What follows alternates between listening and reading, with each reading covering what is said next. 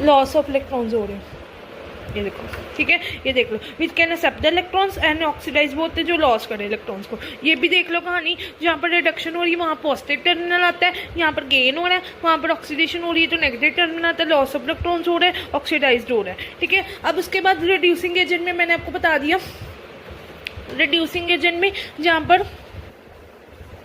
Next is reducing agent, reducing agent में वहां पर जहां पर क्या कहते हैं गेन ऑफ इलेक्ट्रॉन्स हो रहा है,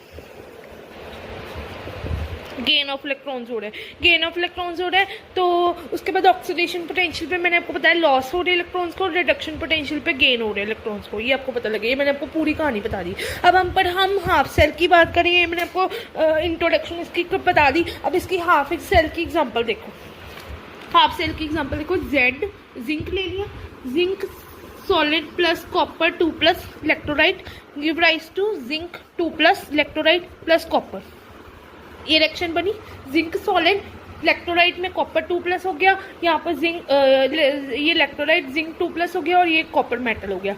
अब केपी की वैल्यू अगर मैं इक्विलिब्रियम कांस्टेंट की बात करूँ, प्रोडक्ट ओवर रिएक्टेंट होता है, ये पता है आपको, प्रोडक्ट ओवर रिएक्टेंट होता है। अब इसमें प्रोडक्ट की वैल्यू डालो, ये आपका प्रोडक्ट हो गया, तो ये डालो जिंक 2 प्लस, यहाँ पर कॉपर आ जाएगा, ये आपकी प्रोडक्ट की वैल्यू आ गई। ये ये पी प्रोडक्ट होता है, आर रिएक्टेंट होता है, याद रखना। उसके बाद ये ऊपर प्रोडक्ट की वैल्यू डाल दी, नीचे रिएक्टेंट की वैल्यू डालो, ये रिएक्टेंट की वैल्यू है ऊपर वाली, ये ऊपर वाली रिएक्टेंट की वैल्यू है जिंक सॉलिड में जो, और कॉपर 2 प्लस हो गया, ठीक है, ये आपको पता लग गया, ठीक है। क्या किया हमने, जिंक सॉलिड है, यहाँ पर रिएक्शन देखो, जिंक सॉलिड है प्लस कॉपर 2 प्लस है, और जिंक 2 प्लस और कॉपर प्लस कॉपर है, यहाँ पर प्रोडक्ट ओवर रिएक्टेंट हो गया, प्रोडक्ट की वैल्यू ऊपर डाल दी, रिएक्टेंट की वैल्यू नीचे डाल दी। अब देखो यहाँ पर, अब यहाँ पर ये आ गया, ये आ गया, ये आ गया। उसके बाद मैंने यहाँ पर जिंक की वैल्यू आपकी सॉलिड की 1 है, ठीक है, कॉपर की वैल्यू भी यहाँ पर 1 है, तो आपके पास ये 1 हो जाएगा, ये 1 हो जाएगा। उसके बाद आपके पास ये वैल्यू आ गई के की, जिंक Z2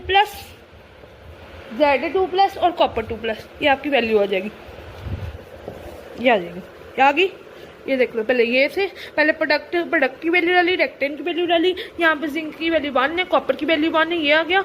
उसके बाद आपके इलेक्ट्रोमोटिव फोर्स में EMF की वैल्यू क्या होती है, कैथोड माइनस एनोड होती है। उससे पहले तो ये बाद में आएगा, ये आएगा 2.33 NF आ गया, RT आ गया, log